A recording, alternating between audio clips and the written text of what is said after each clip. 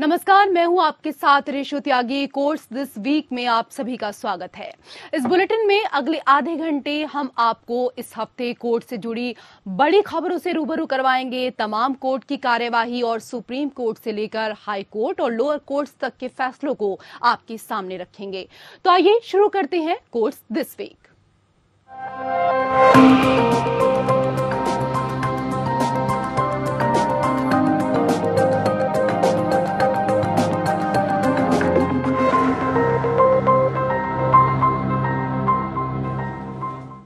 तो नए प्रधान न्यायाधीश यूयू ललित ने सीजेआई बनने के बाद समय बर्बाद नहीं किया और कल पहले दिन से ही मामलों की लिस्टिंग और सुनवाई में स्पष्ट बदलाव की शुरुआत कर दी है। मंगलवार को 2 संविधान पीठ का गठन किया गया। हर बेंच 4 मामले की सुनवाई करेगी। ये लंबी सुनवाई नहीं होगी बल्कि केवल निर्देशों की सुनवाई होगी, जिसका मतलब होगा कि पक्षों को अपनी दलीलें पूरी करने के लिए समय दिया जाएगा और मामले की लंबी सुनवाई के लिए एक तारीख दी जाएगी।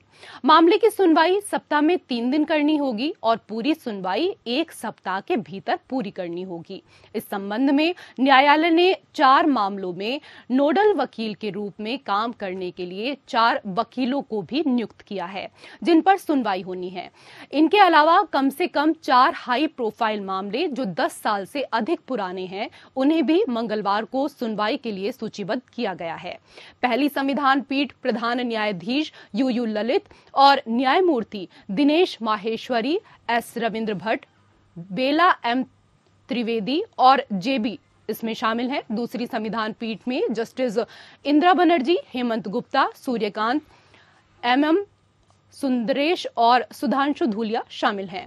इन बेंचों के सामने प्रशांत भूषण के खिलाफ कोर्ट की अवमानना मामला, स्वर्गीय राम जेठमलानी द्वारा काला धन याचिका, राडिया टेप के संबंध में रतन टाटा की याचिका, 1992 मुंबई दंगे और न्यायमूर्ति श्री कृष्ण आयोग की रिपोर्ट, तीस्ता सीतलवाड़ जमानत मामला लिस्टिंग की गई थी। सुप्रीम कोर्ट ने एक सर्कुलर जारी किया है जिसमें कहा गया है कि संबंधित मामलों में नोटिस जारी करने के बाद ट्रांसफर याचिकाओं को अब सिंगल जजों की बजाय डिवीजन बेंच के समक्ष सूचीबद्ध किया जाएगा। हालांकि नई ट्रांसफर याचिकाएं एकल न्यायाधीशों के समक्ष सूचीबद्ध होती रहेंगी। उधर सुप्रीम कोर्ट ने गुजरात में 2002 के दंगे से जुड़े सभी मामले बंद कर दिए हैं। सुप्रीम कोर्ट के समक्ष याचिकाओं की एक बेंच लंबित थी। सुप्रीम कोर्ट का कहना है कि समय बीतने के साथ मामले अब निष्फल हो गए हैं। 9 में से 8 मामलों में ट्रायल खत्म हो गया है और गुजरात के नरोदा गांव के एक मामले में अंतिम बहस चल रही है। इसके साथ ही सुप्रीम कोर्ट ने तीस्ता सीतलवाड़ की संरक्षण याचिकाओं पर भी सुनवाई बंद की। सुप्रीम कोर्ट ने कहा है कि तीस्ता गिरफ्तार हो चुकी है, इसलिए ये याचिकाएं निष्प्रभावी हो चुकी हैं। तीस्ता के वकील को कहा कि वो उनसे निर्देश लेकर समुचित कार्रवाई कर सकती है।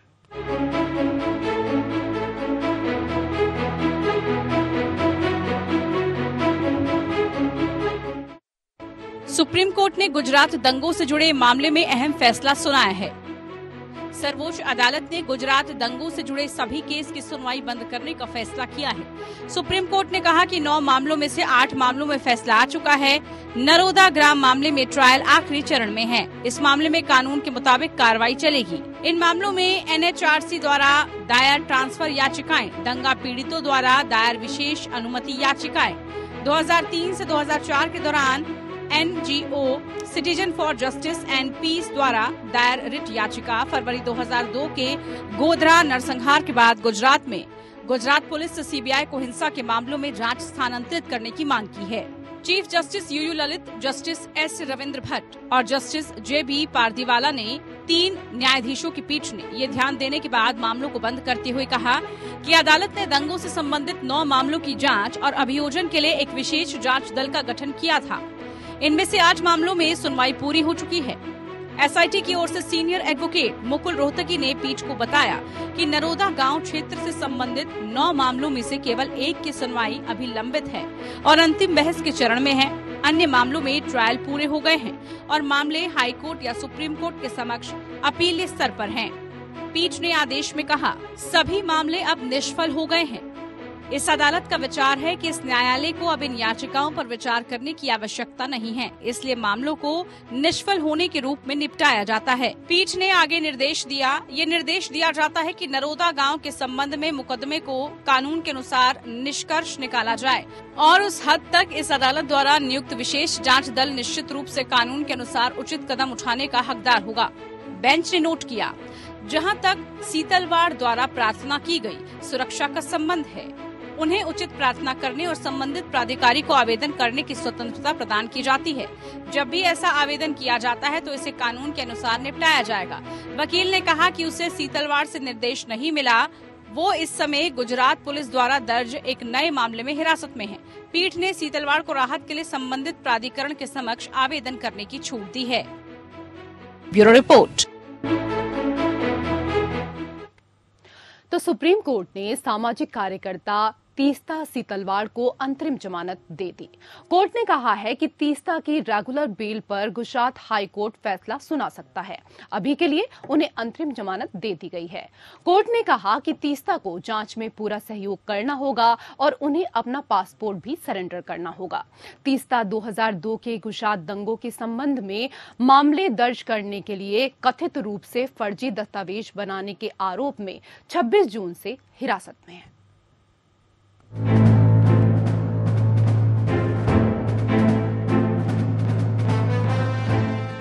तीस्ता सीतलवाड़ की जमानत याचिका पर सुप्रीम कोर्ट में सुनवाई हुई। CJI UU Lalit, Justice S Ravindra Bhat और जस्टिस सुधांशु भट्ट की बेंच ने सुनवाई की और तीस्ता सीतलवाड़ को राहत देते हुए अंतरिम जमानत दी। सुप्रीम कोर्ट ने तीस्ता सीतलवाड़ को जमानत देते हुए कहा कि तीस्ता को जल्द से जल्द संबंधित ट्रायल कोर्ट में पेश किया जाए।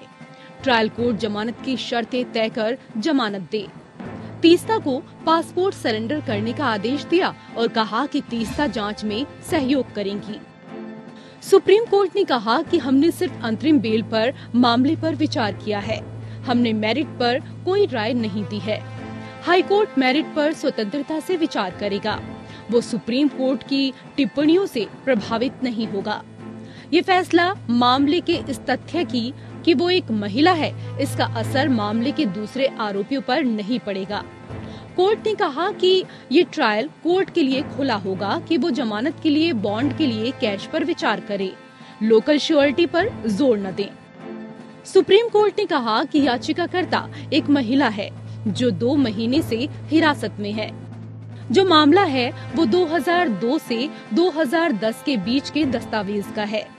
जांच मशीनरी को 7 दिनों तक उससे हिरासत में पूछताछ का मौका मिला होगा। रिकॉर्ड में मौजूद परिस्थितियों को देखते हुए हमारा विचार है कि हाई कोर्ट को मामले के लंबित रहते समय अंतरिम जमानत पर विचार करना चाहिए था। गुजरात सरकार की ओर से सॉलिसिटर जनरल तुषार मेहता ने कहा कि सुप्रीम कोर्ट ने सही तौर पर मामला उठाया कि हाई कोर्ट ने इतना समय क्यों लगाया। मैंने सरकारी वकील से विस्तार से बात की। हाई कोर्ट ने इस मामले में वही किया जो आमतौर पर मामलों में करता है।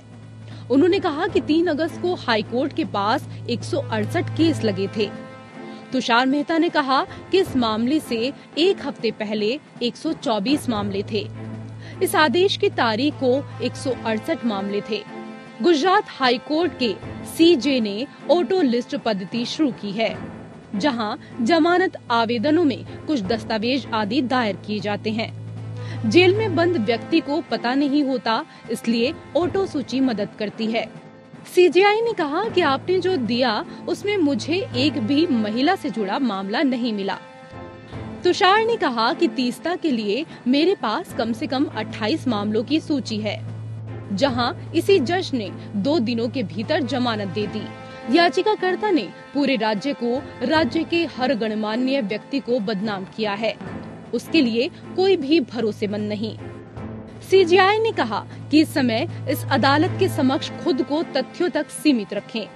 तुषार मेहता ने कहा, मुझे यह कहने का निर्देश है कि जज ने 30-40 मामलों का निपटारा किया है। यही सिस्टम है, अपवाद न बनाएं। अदालत का सवाल था कि अदालती फैसलों के अलावा एफआईआर में और कुछ नहीं है। दोनों प्रदर्शित करते हैं कि यह सच नहीं है। कुछ मकसद था, कुछ साजिश। हमारे पास दिखाने के लिए कुछ सामग्री है। एसआईटी की एक रिपोर्ट में एसआईटी ने बताया कि 21 मामलों में वो कहते हैं कि हम जांच करना चाहते हैं। सुप्रीम कोर्ट ने मजिस्ट्रेट के सामने गवाह के बयान रखने पर गुजरात सरकार पर सवाल उठाया और कहा कि ये बयान सील कवर में होते हैं, ये मजिस्ट्रेट के पास होने चाहिए। आपको ये बयान कैसे मिले? ये मजिस्ट्रेट कोर्ट की कस्टडी में होने चाहिए, ये कोर्ट से कोर्ट आने चाहिए। तुषार मेहता ने कहा, हमने कोर्ट से आग्रह किया था और इसके बाद कोर्ट ने जांच अफसर को दिए हैं ताकि सुप्रीम कोर्ट में रखे जा सकें।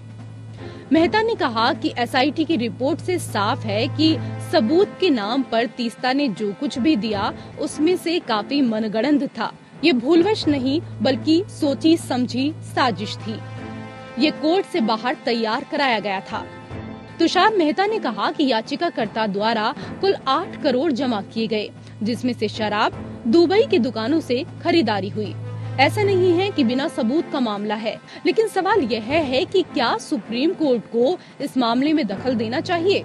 सीजेआई ने कहा कि आपको तीस्ता से हिरासत में पूछताछ में क्या मिला? सीजेआई ने कहा, कितने दिन की पुलिस हिरासत थी? तुषार ने कहा, 7 दिन की। वो काफी चतुर महिला है, उसने किसी सवाल का सीधा जवाब नहीं दिया। तीस्ता सीतलवाड़ की ओर से कपिल सिब्बल ने कहा, 124 लोगों को उम्र कैद हुई है। ये कैसे कह सकते हैं कि गुजरात में कुछ नहीं हुआ? ये सब एक उद्देश्य के लिए है। ये चाहते हैं कि तीस्ता ताउम्र जेल से बाहर न आए। कि 20 साल से सरकार क्या करती रही? ये हलफनामे 2002-2003 के हैं, तो ये जालसाजी कैसे हो गए? सुनवाई के बाद अदालत ने हाई कोर्ट को तीस्ता की अंतरिम जमानत देने को कहा। कोर्ट ने कहा कि ट्रायल कोर्ट जमानत की शर्त तय कर अंतरिम जमानत दे, बाद में जमानत पर फैसला लिया जाएगा। Bureau report. और उधर शैक्षणिक संस्थानों में हिजाब पर पाबंदी के मामले में सुप्रीम कोर्ट ने कर्नाटक सरकार को नोटिस जारी किया।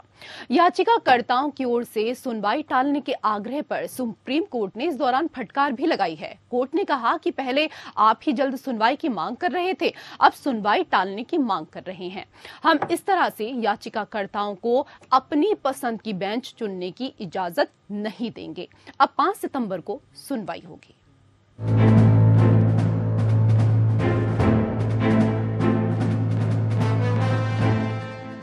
सुप्रीम कोर्ट में शैक्षणिक संस्थानों में हिजाब पर प्रतिबंध को बरकरार रखने वाले कर्नाटक हाई कोर्ट के फैसले को चुनौती देने वाली याचिका पर सुनवाई हुई। नए सीजेआई जस्टिस उदय उमेश ललित के पहले कार्य दिवस पर पहली सुनवाई के लिए हिजाब मामले को सूचीबद्ध किया गया था। जस्टिस हेमंत गुप्ता और जस्टिस सुधांशु धूलिया की बेंच ने याचिकाओं पर राज्य को नोटिस जारी किया और उन्हें 5 सितंबर को सुनवाई के लिए सूचीबद्ध किया। इस दौरान कोर्ट ने कहा कि वो स्थगन की मांग वाली याचिका स्वीकार नहीं करेगा, क्योंकि मामले में जल्द सुनवाई की मांग की गई थी। कोर्ट ने कहा कि हम इस तरह से याचिकाकर्ताओं को अपनी पसंद की बेंच चुनने की इजाजत नहीं देंगे। कोर्ट ने सख्त लहजे में कहा, हम फोरम शॉपिंग की अनुमति नहीं देंगे। आप तत्काल लिस्टिंग चाहते थे और अब आप सुनवाई स्थगित करना चाहते हैं, हम इसकी अनुमति नहीं देंगे। सुनवाई के दौरान सरकार की ओर से सॉलिसिटर जनरल तुषार मेहता पेश हुए। उन्होंने भी सुनवाई टालने के आग्रह पर सवाल उठाया। मेहता ने कहा कि इससे पहले कम से कम 6 बार याचिकाकर्ता सुनवाई टालने का आग्रह कर चुके हैं। सुनवाई के दौरान वकील ने यह भी कहा कि इस मामले में याचिकाकर्ता देश के अलग अलग हिस्सों से हैं, कुछ कर्नाटक से भी हैं। इस पर सुप्रीम कोर्ट ने कहा कि सिर्फ 2.5 घंटे में कर्नाटक से दिल्ली आया जा सकता है। बहरहाल तुषार मेहता ने कोर्ट से आग्रह किया कि इस मामले में नोटिस जारी कर दिया जाए ताकि मामले का जल्द निपटारा हो सके। कर्नाटक हाई कोर्ट ने कक्षा में हिजाब पहनने की अनुमति देने का अनुरोध करने वाली उडुपी स्थित government pre university girls college की मुस्लिम छात्राओं की याचिकाएं खारिज कर दी थीं। हाई कोर्ट ने कहा था कि हिजाब पहनना इस्लाम धर्म में आवश्यक धार्मिक प्रथा का हिस्सा नहीं है। कोर्ट ने कहा कि स्कूल की वर्दी का नियम एक उचित पाबंदी है और संवैधानिक रूप से स्वीकृत है, जिस पर छात्राएं आपत्ति नहीं उठा सकती। पीठ ने आगे कहा था कि शैक्षणिक संस्थानों में ड्रेस कोड का प्रावधान याचिकाकर्ताओं के मौलिक अधिकारों का उल्लंघन नहीं है। सुप्रीम कोर्ट में दाखिल अपील में कहा गया कि ये फैसला संविधान के अनुच्छेद 25 के तहत हर नागरिक को मिलने वाली धार्मिक स्वतंत्रता के मौलिक अधिकार का हनन करता है। यूनिफॉर्म के संबंध में याचिका में कहा गया है कि कर्नाटक शिक्षा अधिनियम 1983 और उसके तहत बनाए गए नियम छात्रों द्वारा पहने जाने वाली किसी भी अनिवार्य वर्दी का प्रावधान नहीं करते हैं। Bureau report. सुप्रीम कोर्ट ने केरल के पत्रकार सिद्दीकी कप्पन द्वारा दायर याचिका पर नोटिस जारी किया। याचिका में इलाहाबाद हाई कोर्ट द्वारा हाथरस साजिश मामले में कप्पन की जमानत याचिका को खारिज करने को चुनौती दी गई। चीफ जस्टिस यूयू ललित और जस्टिस एस रविंद्र भट्ट ने मामले को निपटाने के लिए 9 सितंबर की तिथि निर्धारित की। कप्पन करीब 2 साल से सलाखों के पीछे है। कप्पन को अन्य आरोपियों के साथ यूपी पुलिस ने अक्टूबर 2020 में गिरफ्तार किया था, जब वो हाथरस बलात्कार हत्या अपराध की रिपोर्ट करने के लिए जा रहे थे। पुलिस का कहना है कि वो हिंसा भड़काने के मकसद से जा रहे थे। सिद्दीकी कप्पन पिछले 2 साल से जेल में है।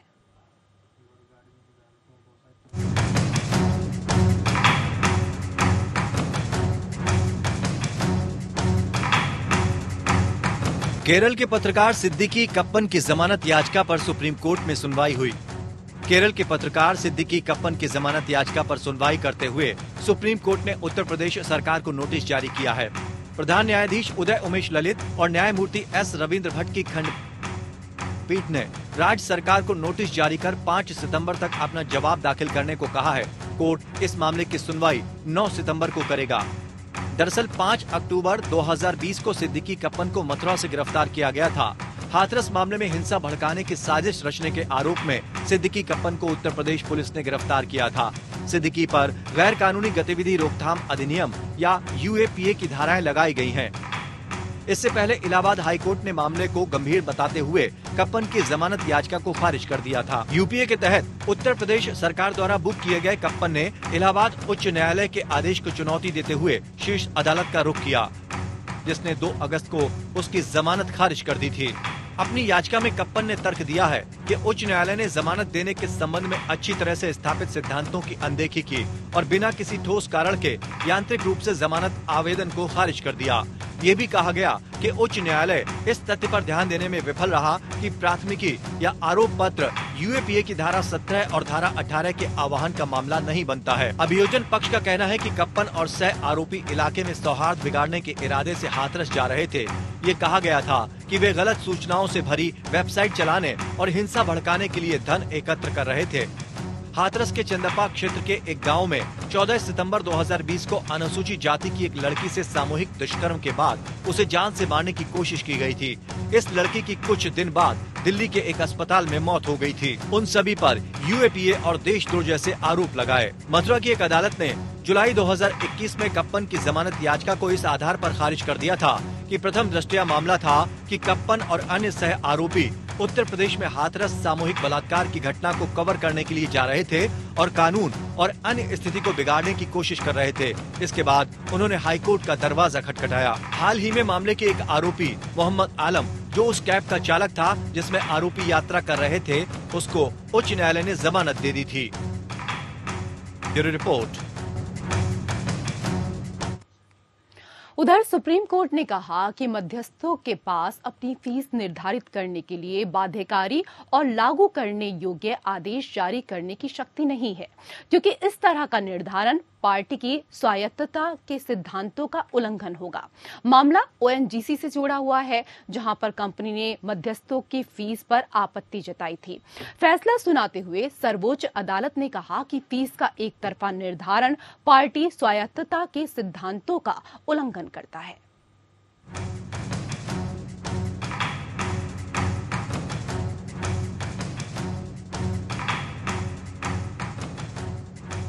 मध्यस्थों की फीस पर सुप्रीम कोर्ट ने बड़ा फैसला सुनाया है। सुप्रीम कोर्ट ने फैसला सुनाया कि मध्यस्थों के पास विवादों के पिटारे के लिए अपनी खुद की फीस निर्धारित करने के लिए बाध्यकारी और लागू करने योग्य आदेश जारी करने की शक्ति नहीं है। शीर्ष अदालत ने कहा कि मध्यस्थ अपने परिश्रमिक के संबंध में पार्टियों के खिलाफ अपने निजी दावे तय नहीं कर सकते हैं और फीस का एक तरफा निर्धारण पार्टी की स्वायत्तता के सिद्धांतों और निषेध के सिद्धांत का उल्लंघन करता है। जस्टिस DY चंद्रचूड़, सूर्यकांत और जस्टिस संजीव खन्ना की बेंच ने ये फैसला सुनाया। जस्टिस खन्ना ने बहुमत के साथ कुछ पहलुओं पर अलग अलग फैसला सुनाया। जस्टिस चंद्रचूड़ और सूर्यकांत के बहुमत के फैसले ने तर्क दिया कि मध्यस्थ पारिश्रमिक के संबंध में पार्टियों के खिलाफ अपने निजी दावे का न्यायाधीश नहीं हो सकता है। मध्यस्थ न्यायाधिकरण को पार्टियों द्वारा सहमत प्रक्रिया के अनुसार मध्यस्थता का संचालन करने की आवश्यकता होती है। न्यायालय ने ये स्पष्ट किया।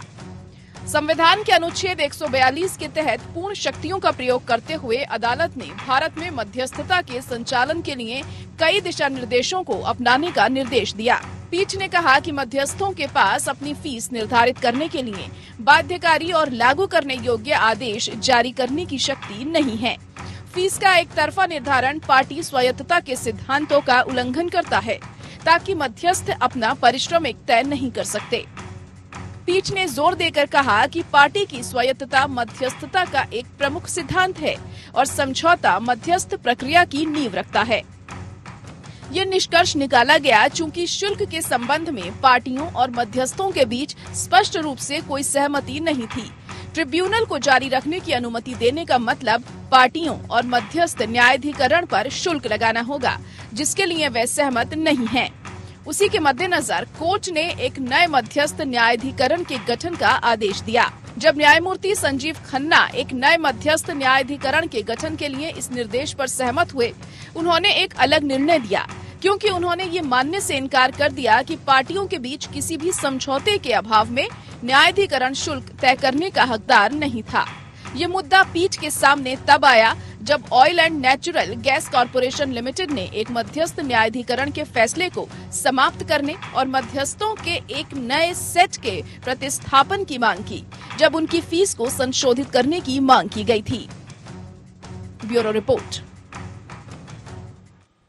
उधर प्राइवेट स्कूलों के शिक्षकों के लिए एक अच्छी खबर है। सुप्रीम कोर्ट ने सभी प्राइवेट स्कूलों को निर्देश दिया है कि वो शिक्षकों को 6 सप्ताह के भीतर 3 अप्रैल 1997 से पहले की सेवा के लिए ब्याज सहित ग्रेच्युटी का भुगतान करें। फैसले में अदालत ने कर्मचारी के दायरे में शिक्षकों सहित ग्रेच्युटी भुगतान अधिनियम 1972 में संसद के संशोधन की वैधता को सही ठहराया और निजी स्कूलों के लिए पात्र लोगों को ग्रेच्युटी का भुगतान करना अनिवार्य कर दिया।